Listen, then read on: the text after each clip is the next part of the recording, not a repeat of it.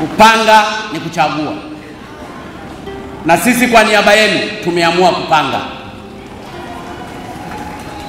Na katika mipango yetu, lengo letu kubwa ni kuhakikisha Watanzania wanakuwa na maisha bora. Tuliahidi kutekeleza haya, ni lazima tuyatekeleze kwa nguvu zetu wote.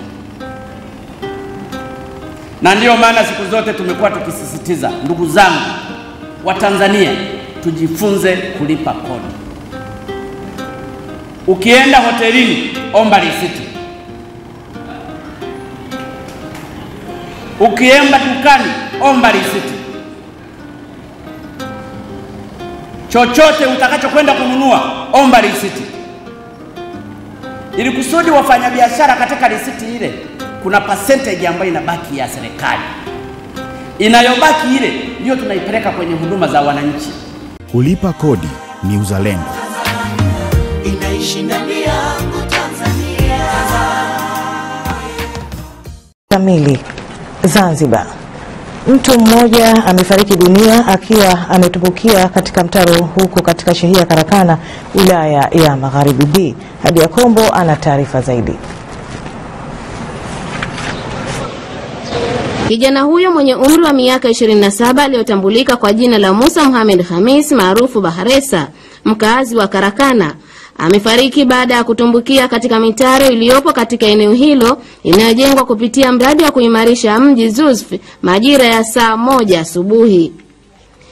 Baadhi ya mafundi ambao wanahusika na uchimbaji wa mtaro katika eneo hilo wamesema waliona mtu akizunguka katika eneo hilo na baadaye kutoweka, na ndipo alipochukua hatua ya kumtafuta na hatimaye kumkuta amefariki dunia. Naona watu wamejaa hapa.